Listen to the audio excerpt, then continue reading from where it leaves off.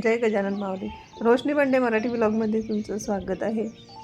सकाळची सुरुवात झालेली आहे. सूर्यनारायणाचं दर्शन छान प्रकारे झालं आहे. आता लागलं उन्हाळ्यात सकाळी सकाळीच भरपूर असं तापते. पक्ष्यांच्या किलबिलाटसोबत छान असा थंडगार वारा गच्चीवरती आहे. छान ही स्पॅरो इथं झाडावरती खेळत होती. चला तर काल होती एकादशी, तर चला म्हटलं काय करायचं, तर उसळ वगैरे नेहमीचंच आपलं असतं, तर आज काहीतरी वेगळं करू म्हणून आज कुरकुरीत असे साबुदाणा वडा बनवायचं ठरवलं. तर आज किचनमध्ये होणार आहे साबुदाणा वडा. साबुदाणा वड्यासाठी योग्य प्रमाण घेतलं की कुरकुरीत असे छान साबुदाणा वडा होतात. 5-6 बटाटे घेऊन काप करून कुकरमध्ये धुवून त्यामध्ये मीठ टाकून उकडासाठी लावून दिले. कुकरच्या 3-4 शिट्ट्यावरती आपले बटाटे होऊ द्यायचे कमी गॅसवरती. छान म्हणजे जास्त झालेली नको आणि थाडे लाळा आलेली असे ते नको. इथं प्रमाण घ्यायचं जर झालं तर 1 वाटी साबुदाणा घ्यायचा. तो 5-6 तास छान भिजू द्यायचा. असा गचगच असा बोला तो चालत नाही, सुट्टाच पाहिजे. आणि त्यासाठी भाजलेले वाटीभर शेंगदाणे पाहिजे. ते पण असे जास्त बारीक करून चालत नाही, त्याला तेल सोडतात. त्यानं मग साबुदाणा वडा आपले नरम होऊन जातात. म्हणून ते पण असं कमी मिक्सरच्या मध्येच काढायचे. म्हणजेच कसं तर 1-2 याच पोझिशनमध्ये आपण मिक्सरवरून ते दाण्याचा कुट्टा करून घ्यायचा. तर इथं मी साबुदाणा वड्याची तयारी करते. एक बाऊल घेतला. बाऊलमध्ये 5-6 मिरच्या छान अशा बारीक करून कट करून घेत आहे. उपवासच आहे म्हणून मी बाकी काही यामध्ये ॲड करत नाही. साधं आपलं जिरं, तिखट आणि उपवासाचं जो सामान आहे ते ॲड करून घेते. तिथं मी बाजूलाच मिरच्या कट करून घेतल्या आणि छान आपले बटाटे उकळून आले. जास्त गलगलही नको आणि जास्त थाळी नको असे आपले बटाटे होऊन आले. गरमच मी चाळणीमध्ये काढले आणि त्यावर थंडगार पाणी असं ओतून थोडे थंड करून घेतले आणि छान सोलायला घेतले. बटाटे जे उकडायला आपण टाकतो तेव्हा जर त्यामध्ये मीठ टाकलं तर छान मऊसूत ते असे होऊन येतात. थाडे पण राहत नाही आणि जास्त गलगलही होत नाही. आणि त्यामध्ये जास्त पाणीही जास्त ॲड करायचं नसतं. मीडियमच कमी प्रमाणातच ठेवलं तरी चालते. कमी म्हणजे एकदम कमी पण नको. छान इथं बटाटे सोलून झाले. आजीने आणि मी दोघी मिळून बटाटे सोलून घेतले आणि मिरच्या बघा तुम्ही मी किती छान अशा बारीक करून घेतल्या.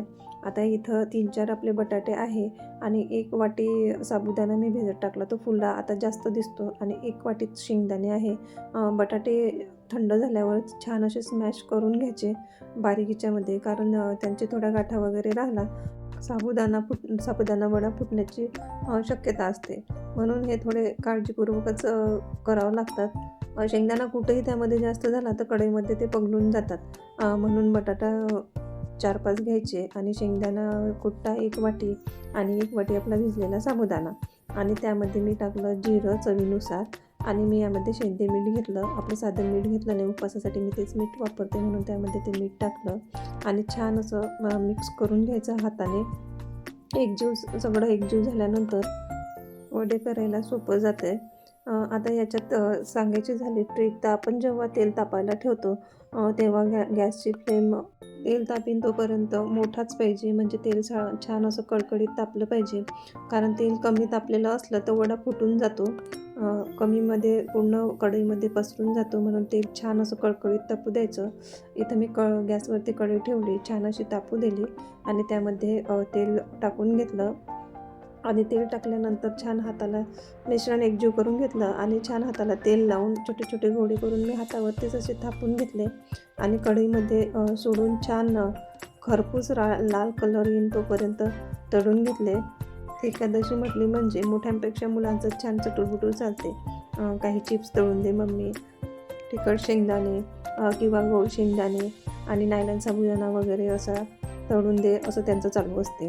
इथं मी फोडणीचं ताक वगैरे आधीच करून घेतलं. भरपूर असे चिप्स तुम्ही बघतात बाजूला, ते पण तळून घेतले कारण मुलं येता जाता खातात. तर छान आपले वडे बघा किती छान कुरकुरीत झालेले आहे.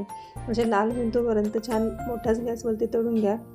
आणि याचा चवीला छान हिरव्यागार अशा मिरच्या मी तळून घेते. आणि चला तर मग या तुम्ही पण फराळचं करायला. आजचे कुरकुरीत साबुदाणा वडे तुम्हाला कसे वाटले कमेंटमध्ये नक्की सांगा. चॅनलला लाईक करा, शेअर करा आणि सबस्क्राईब करायला विसरू नका. इथं मुलांना तर खूप साबुदाणा वडे आवडले. तुम्ही पण कमेंट करून नक्की सांगा. साबुदाणा वडा, फोडणीचं ताक, चिप्स आणि त्याच्यासोबत हिरवी मिरची, छान असं फराळचं आपलं तयार आहे. आता या साबुदाणा वडा खरंच असा कुरकुरीत क्रिस्पी झालेला आहे. खूप छान असा आवाज येतो.